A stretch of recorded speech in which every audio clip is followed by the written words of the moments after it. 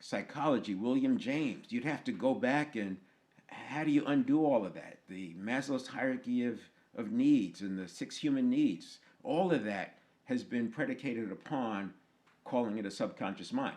And I would say that the philosophers in the New Thought era from about 1850, which is from about 1850 to around 1942, they had it right. It's just that they didn't have the brain scanning tools we do today to show that it's not a mind, it's actually the network of neurons. Last week I talked about how this is, I used the metaphor of driving the car, not understanding how the car is built and designed. I noticed that what's replacing a lot of the subconscious conversation is now talking about the brain, what's going on in the basal ganglia, and what's going on in the hippocampus, and what's happening in the prefrontal cortex. And I work hard not to bring brain terms or neuroscientific terms into the conversation because I want to keep it accessible.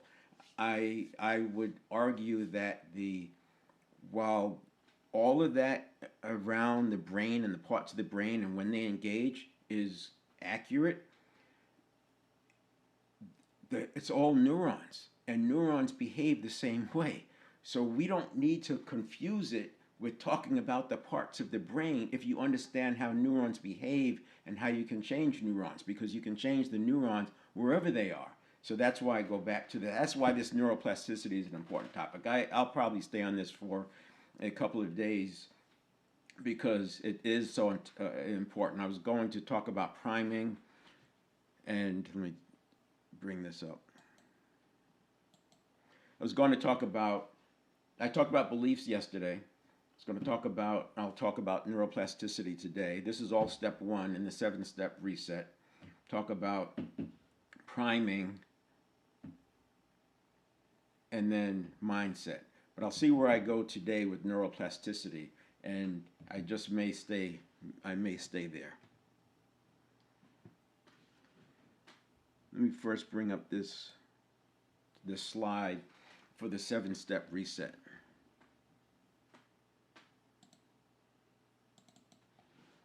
So the 7-step reset, as I said, I created it as the framework to help people do laps around the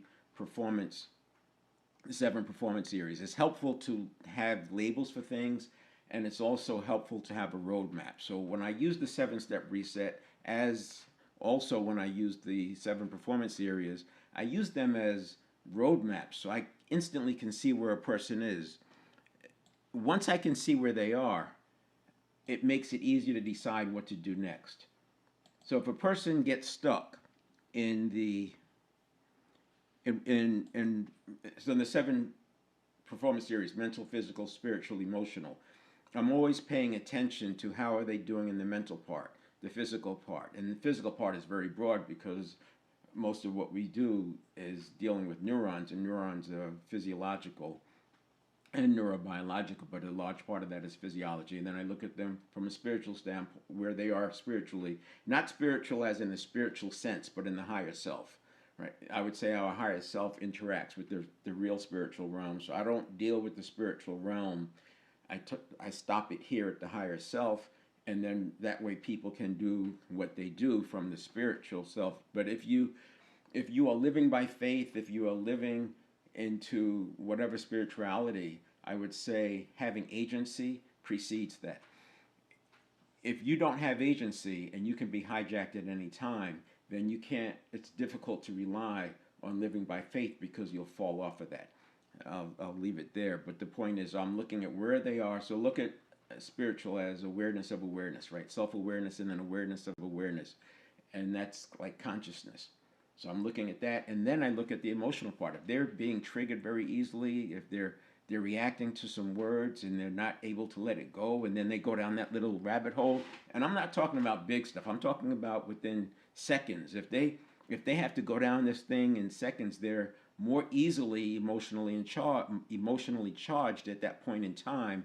And there may be some topics I won't touch on. I'll wait until we can get either to a calmer state, or we call that out and let them work through that, because I want to be interacting with the conscious mind, which is exhausting.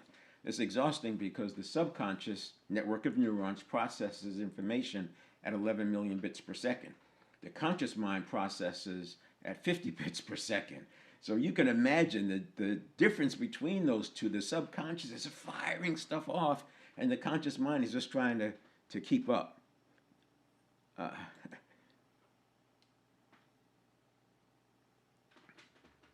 it's interesting. Oh, yeah.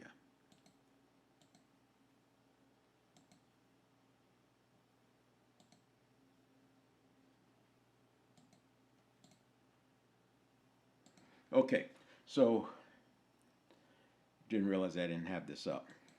Let's see if that comes up. Okay, so the 7-step reset, and this is sort of a blend. I actually updated it today. I'll start showing the updated one tomorrow, but this is sort of a blend of where things are, and then I've updated it to be more about the future, where things are after you learn the 7 steps. So this is a transition slide, but I want to show this in terms of what it's done. So the pre-stimulus, beliefs, neuroplasticity, priming, mindset, and physiology, this is where we live. This is who we are on a regular basis. This might be the same all day long here, but if you get triggered, if something happens to you on the way to work in your commute and you just, you get off kilter a little bit, this could influence your day. It's very often talked about how it can take hours to let those chemicals that come up in a neurobiological event called emotional charge, it could take hours for that to subside. So we need to be able to, one, note where we are, which is step 2, and also adjust. So not only do we learn how to improve these over time and get better and better and better, we're also learning how to get back to a homeostasis point of view. So for example, let's say I get some really bad news at 10 o'clock in the morning, and I have some important meetings to go through. That really bad news needs to be dealt with, but I don't have to deal with it right now, and I don't have to let it ruin my day. I can put it aside and come back to it later. These are the skills that we use between 1 and 2. So not only do we set a baseline here that's positive and an empowerment catalyst, not a resistance factor, but then we also set ourselves up so we can get back there quickly. So this step 2 becomes like a dashboard where we're constantly monitoring, how am I doing from a mental state of being, a physical state, emotional state, spiritual state? How am I doing there? What's my self-image like? In self-image, you can tell where your self-image is by your self-talk. If your self-talk is degrading and you're focusing on mistakes and you're thinking about bad luck that happened and why did you're not in a very positive state, and it might be difficult to change that, but you can put it aside and you can you can anchor some states. But I would say if it's really that bad, we need to get back to that, and maybe you just take some time and there's different ways. I don't say you have to meditate to be able to do this, but meditation is one way. There's other things, and we'll talk about that when we get into priming. So today, again, I'm talking about neuroplasticity, but in priming, we can prime ourselves into a new state, and we sort of unprime ourselves, right? If you get that bad news, now you're being primed into this place over here. Or if your self-talk is degrading and negative, you're being primed into this lower, more resistance kind of state rather than empowerment catalyst. But there's ways to reverse that priming. There's ways to do this in the short term to get through the day so you can still be productive. But we also want to have tools so that our steady state is there, but also we maintain that steady state, and it's harder and harder and harder to fall off. So I'll tell you that I don't experience emotional charge in this process because I've worked it out. I set this whole thing up, these first 4 steps, so this doesn't happen. Not even once a month do I have to do something to deal with an emotional charge, because the emotional charge is all about where you are in these first 4 steps. And obviously a big part of is step 3, which we'll get to later. And you can always go to the 7stepreset.com/live.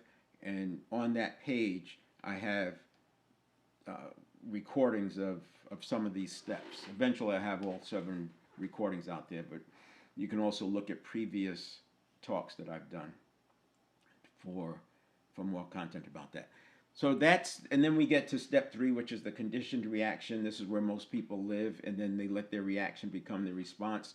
That's a major step we have to do right off the bat, is make sure that there's separation between your reaction and your response, because if your response equals your reaction, you're just creating more yesterdays for your tomorrows.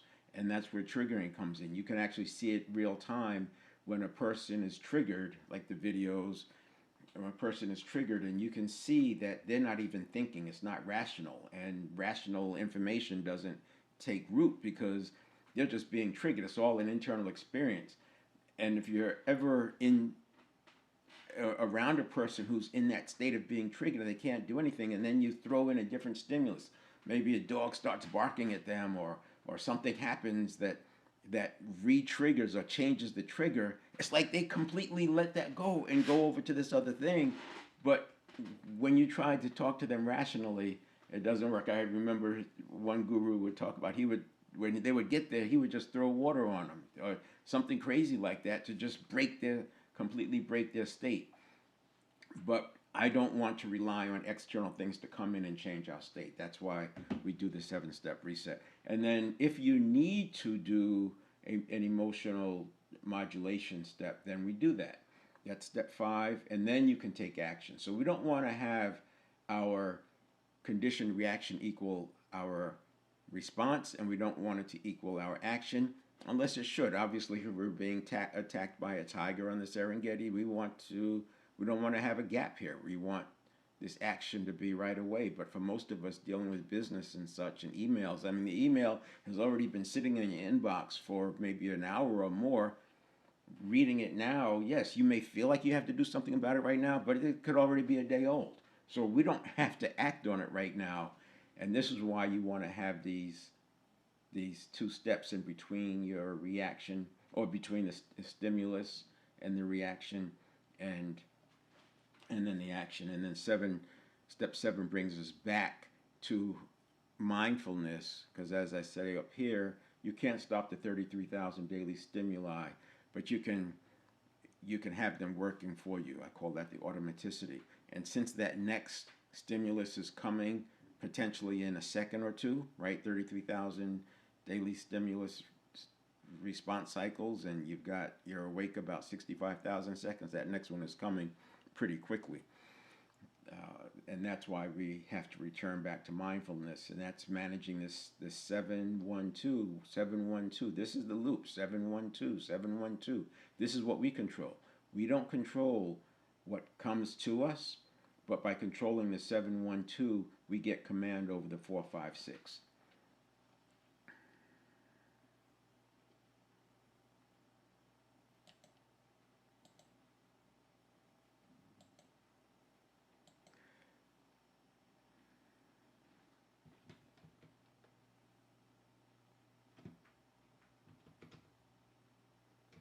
So let's take a look now at the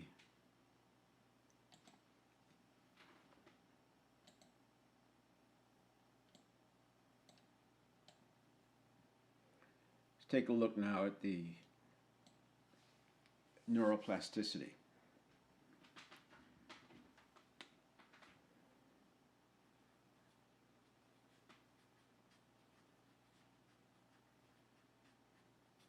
Again, the B is for beliefs, P is for priming, M is for mindset.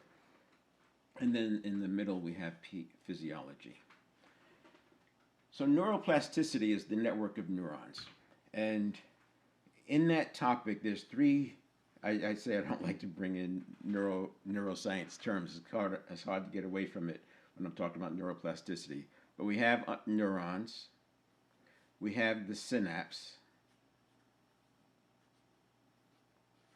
and a subset of that synapse would be the neurotransmitters.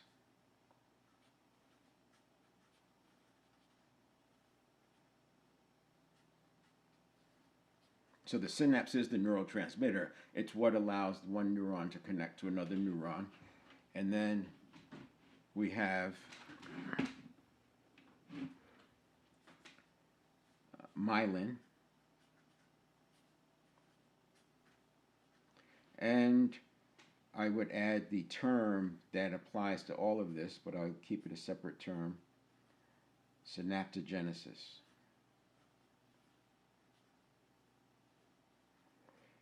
And you can Google any of these terms and get a working definition of them so that you understand it. But this is where we spend our time in the 7-step reset. I'm always going back to the neural pathways. So we'll call at a high level, it's neural pathway change.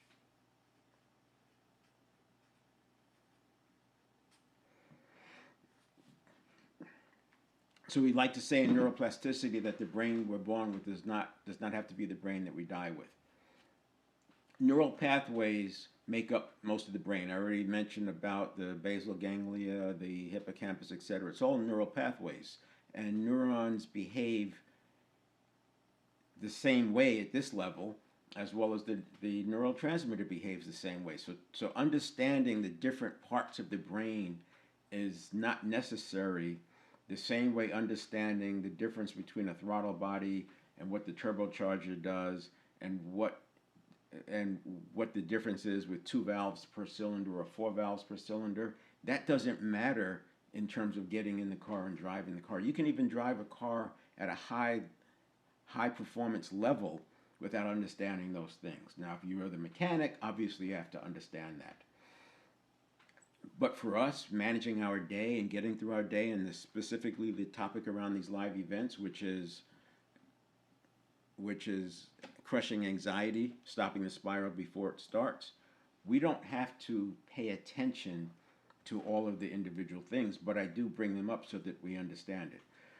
Now, I've said many times that to know and not do is not much better than not knowing.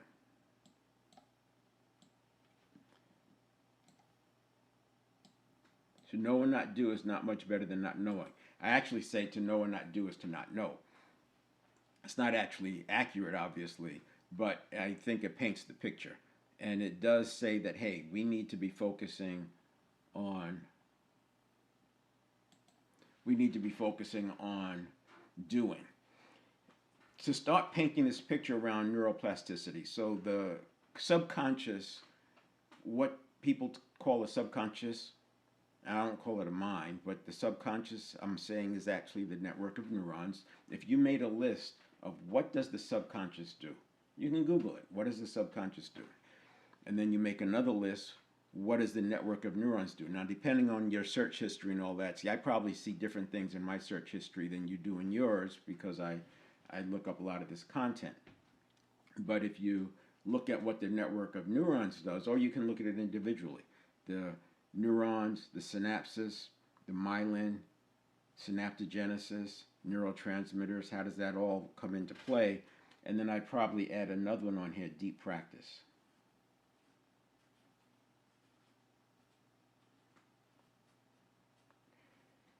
So deep practice is how we change our neuroplasticity.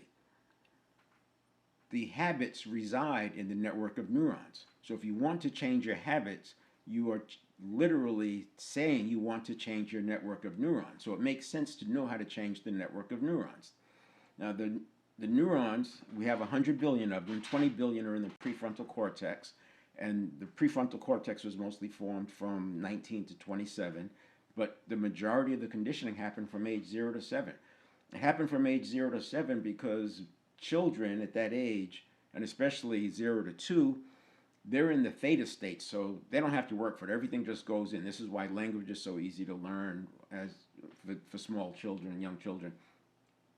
And then from 3 to 7, they're more in the alpha state, but again, it's like a semi-hypnotic state. They're just learning like a sponge.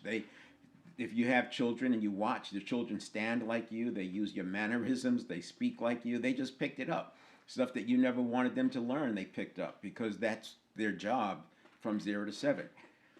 And then from their teens, the personality forms, and then I like to say from 19 to 27, the prefrontal cortex completes its forming with its 20 billion neurons, and in that formation, it's locking in the person's model of the world, and this is why by age 35, we feel like nothing works and all we can do is live by habit, but it's not true.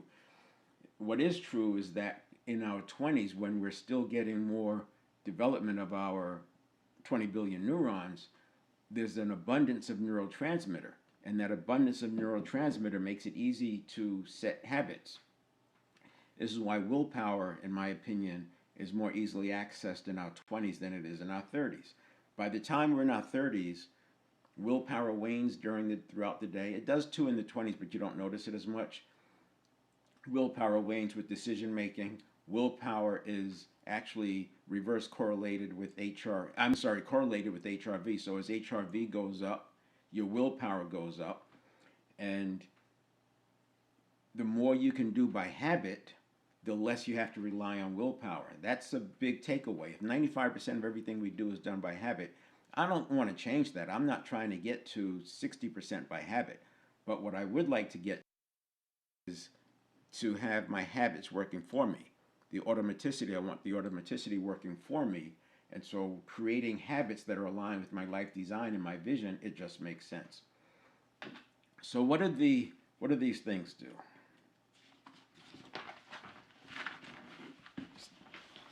We have 100 billion neurons. Each neuron is connected to anywhere from 1,000 to 10,000 other neurons. I've seen numbers as high as 100,000 other neurons. But when something is that small, think about it. There's 100 billion of them inside of our brain.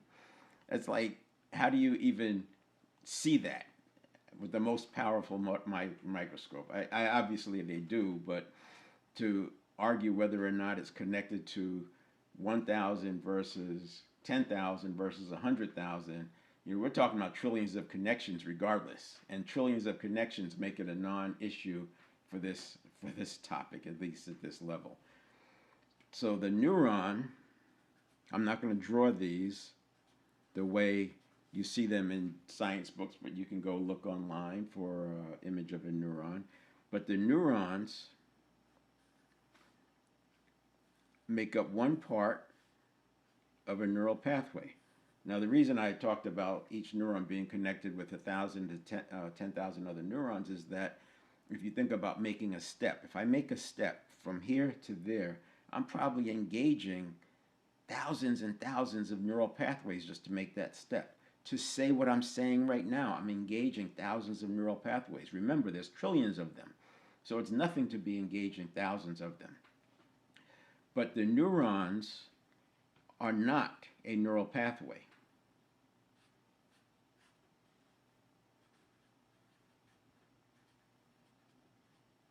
They make up the neural pathway, but they don't make a pathway by themselves. In between, you have the synaptogenesis. The synapse. The synapse do not equal a pathway. Together,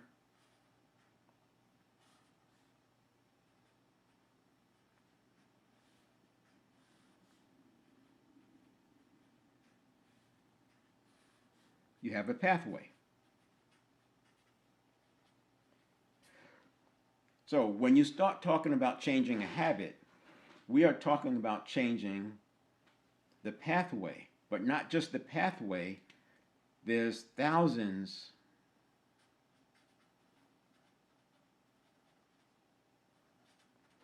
and they are associated together. They say neurons that fire together wire together.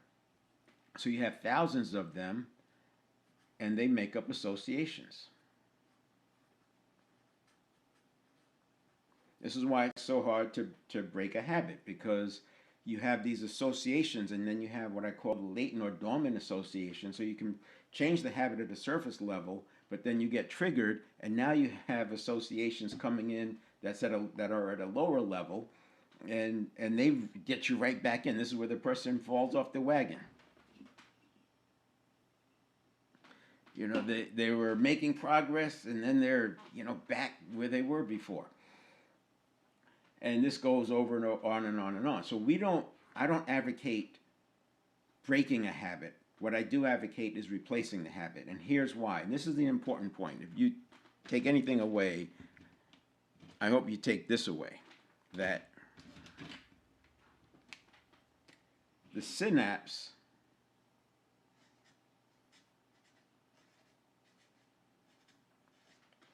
is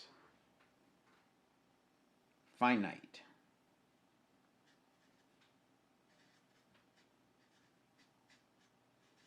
And there's not enough neurotransmitter, it's also a neurotransmitter,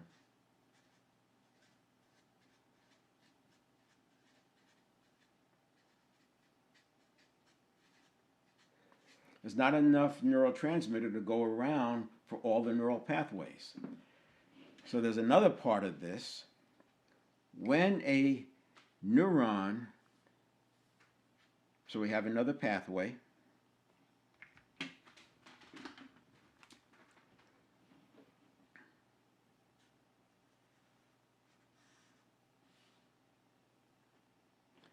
Hold on a second. Let me just check something because I don't like this, the way my green is showing up.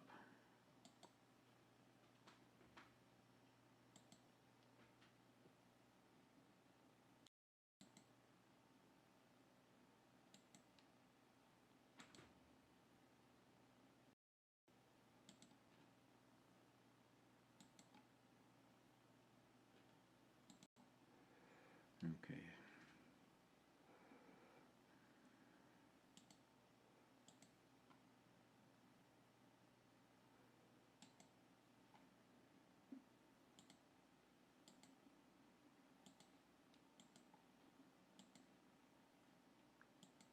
All right.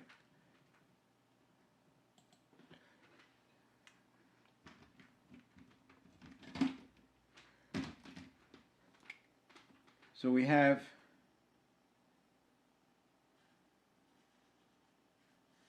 I'm drawing this additional neural pathway to make a point. And in this neural pathway,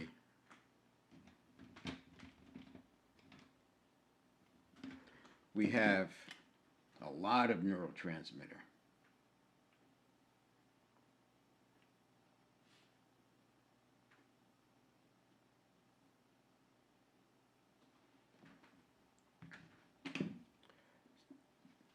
Now, we also have something else going on. The neurons are wrapped with myelin.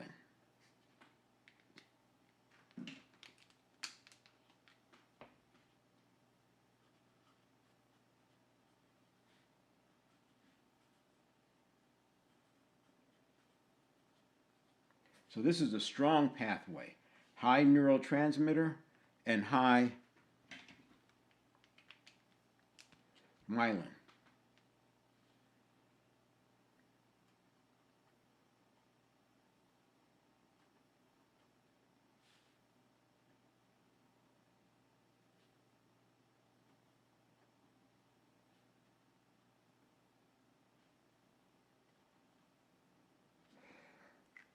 You can see I'm going to have to make this into a slide. This is not going to live as a pad because it's so small.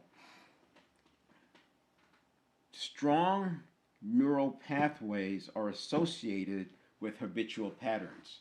The stronger the habitual pattern, now I'm not talking about this from a neuroscience point of view. So the neuroscientists, when you get into that subject, it's in its infancy. If you consider that hunter-gatherers are around 10,000 years ago, and you can see data that says the brain is over 100,000 years old. The most common one I see is probably 200 to 300,000 years old. And we've had the brain scanning tools available to us to look at things like the neurons for just a few decades. And so neuroscience is in its infancy, and the scientists are still in that, and they will be for a while, that peer-reviewed era. They've got to get peer-reviewed, and so the research tends to go deeper and deeper and deeper and deeper and deeper. It's almost like learning more and more and more about a throttle body, while another group is learning more and more and more and more about a turbocharger, while somebody else is just going to the store and buying a throttle body and a turbocharger that are said to work together and taking off and winning races. We don't need the depth. What we need to do is understand how it all relates together, which is why I do these topics. So high myelin happens, like you've heard me, I've already said that from 0 to 7, the bar for myelin is very, very low. And the bar for flooding the neural pathways or the potential neural pathways with synapses is very low. And there's a high abundance of neurotransmitter. So if you look at the neurotransmitter availability from 0 to 7 and the neurotransmitter available for a 50-year-old, it's way different. The 50-year-old, two things have been happening. One is all this stuff wanes with age, but neurotransmitter is very responsive to load, putting on a load. Conversely, the brain, the way the brain and central nervous system is set up, is that homeostasis, getting back to status quo, so to speak, stabilized, efficient, that's what's programmed in. And it makes sense because as a hunter-gatherer, you've got to hunt-gather. You want to learn these things and then do them because what you learn from age 0 to 7 is probably the same as what you use at age 5. And so why recreate the wheel? You learn it and then you apply it. So, but today we're constantly having to learn new things. This is why learning can be so exhausting. We're constantly having to learn new things and we have habits that are fighting us. And so learning, I say, you go back to the neurons, and part of this is being able to see the distinction between when am I operating out of my conscious mind versus when am I operating out of my subconscious, or in the case I talk about it as the network of neurons. So at 50, because we don't put a load on ourselves, the neurotransmitter is reduced. That means there's less of this neurotransmitter to go around to fill up all of the neural pathways, and the less used neural pathways don't get much neurotransmitter in them.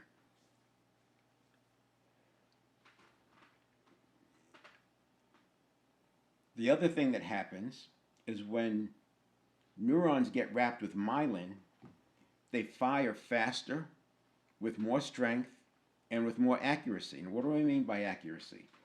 Think about muscle memory. If a person is shooting free throws, they jump, they've got to push the ball, release the ball.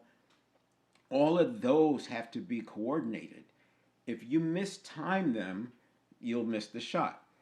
When you see a Steph Curry hitting free throw after free throw from these far distances, he did that using he got there by using deep practice, which creates myelinated neurons, and those neurons fire with precision.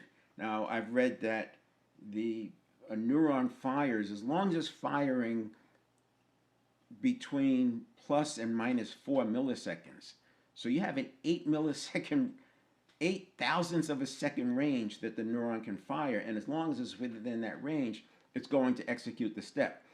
But now you consider you have thousands and thousands of neurons connected together with synapses, and they're firing. Some are plus 2 milliseconds, some are minus 3 milliseconds, some are plus 4 milliseconds, some are right at 0. So your result at the end is this sloppy thing. If you ever watch kids on skateboards practicing the ollie or the flip, what you'll see is how they're using deep practice. They're over and over and over and over. And they don't really care that they miss. They just and then they get one, but they don't expect the next one. They may expect it, but they know that the next one is probably not going to be perfect. But then they have to get 5 or 6 or 7 in a row. And when they can do 5 or 6 or 7 in a row, then they go show their friends. That's deep practice at work. I've read that Steph Curry, he doesn't just shoot at the basket when he's practicing at the rim. He's aiming relative to where the hooks are for the net. That's that deep practice focusing, and that tells the central nervous system that this is important. The reason I went there is because when I talk about it from a muscle memory standpoint, I won't get much disagreement. People agree, yeah, that makes sense. They've experienced it. People have played sports, they've experienced muscle memory. They also know that when they get back, they feel kind of rusty. But if you pay attention, let's say you ski or you hike, or you have a seasonal sport, you'll probably notice that the first day or two you feel clumsy.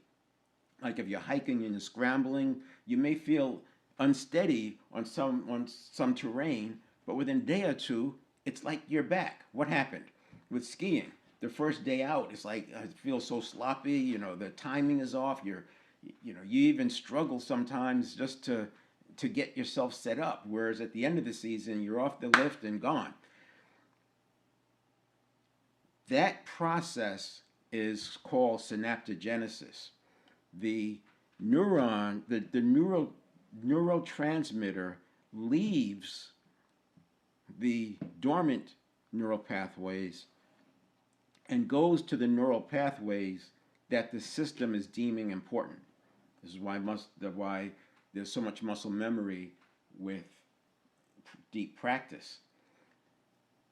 Now, what's interesting is when the synapses goes away, the myelin doesn't necessarily go away. The myelin stays. This is why you can come back at the beginning of the next season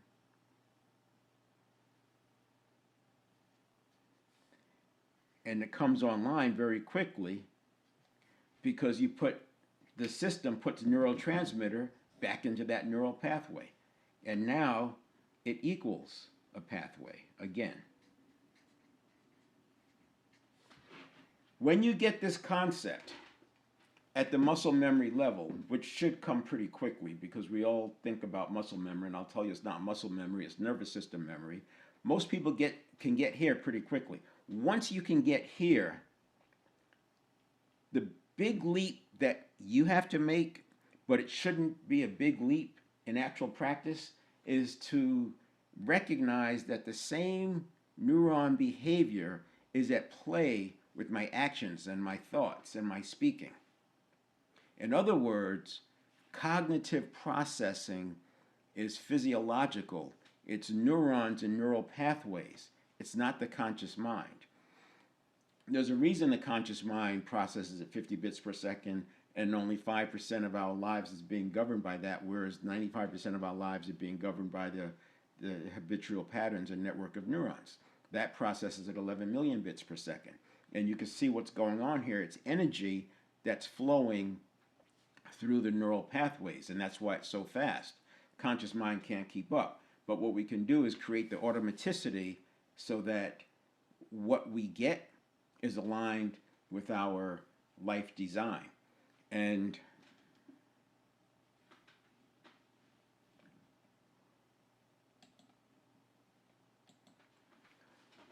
from a life design standpoint, it's not just muscle memory, it's everything that I do. And let me give you some real world examples that you can play with and start to wrap your head around it. Now, I will look at the world through the network of neurons. If I'm interacting with somebody and I need to change and I'm making a shift, whether it's in sales or leadership, and I want to make a shift, I'm looking at it from the network of neurons standpoint. I'm not looking at it as a mind, because I can't see the mind, but the network of neurons there's plenty of clues. And once you see it through there, in my opinion, you can't unsee it. So let's talk about if you've sold before, and if you've been in leadership training, you've probably encountered this thing called role play.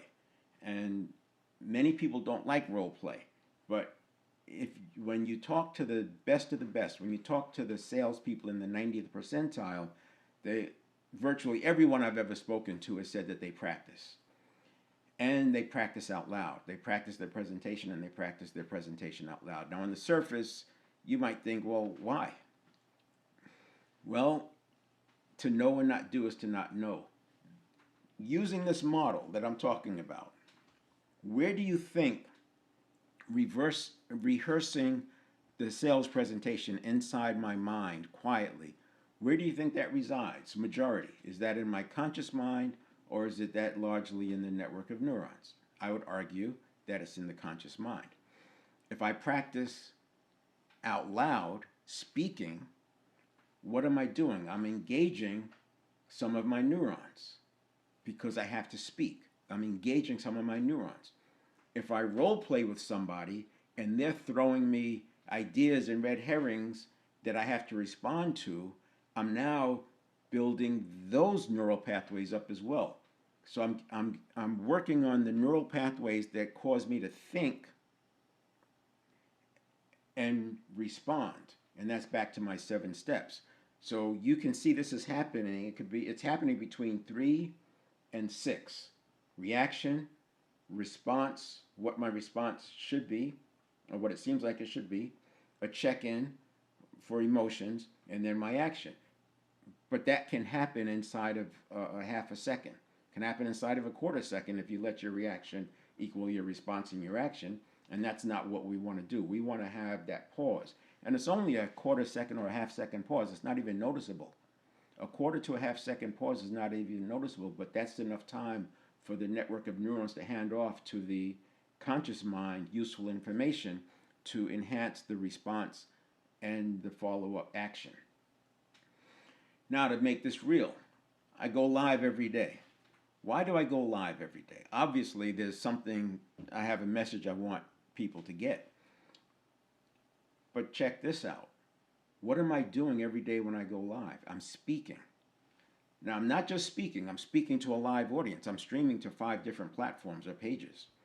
That means I don't really know who's watching. But I know that I have to work on my flow. I know that I have to be careful about my vernacular. I have to pay attention to my pauses and my spaces with nothing being said. And I want to be accurate. I don't want to have to go in and edit and take things out. I want to be accurate, which means I have to be thinking about it. This is like the salesperson role-playing on steroids. I am role-playing, speaking about my topic, and I'm doing it in a way that makes my central nervous system say, oh, this is important. So what happens when the central nervous system says, oh, this is important? When the central nervous system says that, it sends more, it creates more, makes the brain create more neurotransmitter. The brain is not out there just creating neurotransmitters, so that it's an energy hog. The brain uses 20% of our resting metabolism. It's not a lot of excess energy for neurotransmitter because it has to take it from somewhere else. And then when you get brain fog, you get tired, you're dehydrated, you're not breathing well, the brain has even less nutrients to function. So it gets stingy on the neurotransmitter, so it's either going here or it's going here. It's not going everywhere. And that process is called allostasis.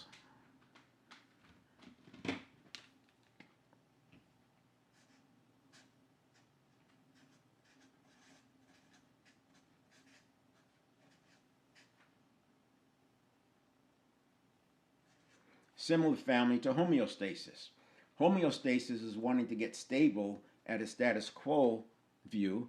Allostasis wants to get stable at an increasing view. So when I draw that image of breaking above the line, we're talking about allostasis and keeping that trajectory going up. I will go so far in doing these live events. I don't do it now, but I did in the beginning to get myself into that right place. I would go into ChatGPT. I would upload a similar transcript for what I planned on talking about that day, and I would have ChatGPT act like my audience. I would label, act like this audience, and come up with questions that they might have based on this transcript. And then I wouldn't look at the questions until I was ready to do my Q&A. And then I would do a Q&A, and I would say something like, while I'm waiting for people to come on with questions, I'll start with some that I've gotten in the past. And I'll read the questions for the first time on screen in that moment, and then answer it. That evolved to, if I have 10 questions, that evolved to me scanning and looking at which questions I wanted to answer. So this is what I would do in a live event. So hopefully you can see what I just said is logical, right? You said it makes sense. And then a person might say, oh, I know how to do that. And then they move on. Knowing and doing are 2 different things. By doing it real time, in front of the camera, to live audiences, and at that time I was streaming to 8 different platforms. at the same time. And I couldn't see at all if anybody was on the other side, because the way it was, you just couldn't see. It only shows who's on. My streaming software at the time only showed who was actually on that streaming platform, but it didn't show who was downstream in the stream. I'm telling you that to impress upon you how I think as I look at everything through the network of neurons. Does it make a difference? 100%. Now, you know how muscle memory works. If I told you that when I take these topics and I talk about them in a live setting like this, if I tell you that my flow improves when I'm talking to people in real life, it probably wouldn't surprise you. What would surprise you is how much it improves. And here's the thing that I think people sleep on. Remember the trillions of neuron connections? Remember the neurons that fire together, wire together? When I'm doing this flow in real life, the associations are just growing and expanding and expanding and expanding. This is why I'll use another example that people can relate to real time. If you're ever talking about a topic, there's three experiences you may see. One is the people's eyes glass over. Two is they nod their head, they're agreeing, and they get it. And three, these are at a macro level. Three, telling tension comes up. They want to say something. They want to speak. That telling tension is the person's associations kicking in because you've said something that set off some associations, and now they want to chime in and they want to talk. If you're a leader or you're a salesperson, I 100% recommend you pause and have them voice what's coming up for them. Because you want to, if you keep talking and they're getting that telling tension, they're not going to hear it anyway. The person whose eyes glass over, you've probably overloaded their system, and that's why I don't like to talk about the basal ganglia, the hippocampus, etc. You overload the system, and it's trying to map these things back together. And that's also why I introduce it, because I believe that one of the reasons people's eyes glass over is because they're trying to map what I'm saying to what they heard about the prefrontal cortex or the amygdala, which are common terms that are brought up in this space. And then the person who's nodding their head, yes, they're getting it. You're tapping into associations that they already have and they're aligned. So if I wanted to ask someone what's coming up for you, and I'm in a live audience, I'd ask the person who's showing telling tension. If I want to ask a person to contribute or offer a different perspective on what I'm saying, I would pick on the person who is nodding their head and agreeing, because they're already having associations that are aligned. And if I want to get some counterpoints, I would call on the person whose eyes are glassed over. And it's just once you start seeing the world through the network of neurons, and that's the bigger point, you'll start to behave in a way that's aligned with that. And that makes sense, because if 95% of everything we do is done by habit, why would I be spending my time on the 5% that's the conscious mind? I'm going to leave it there. I'll come back tomorrow. I'm going to continue on this topic with neuroplasticity. Perhaps I'll turn this into a slide and then build from there. And I'm going to stay on neuroplasticity for the rest of the week, at least through Thursday. We'll see what we go on Friday. Again, you're welcome to join me online. In the chat, you have the URL, and that URL should work tomorrow as well. You can go to 7stepreset.com/live, and you'll find the next event there, as well as this recording will be in the previous recording slot. All right, I'll see you next time.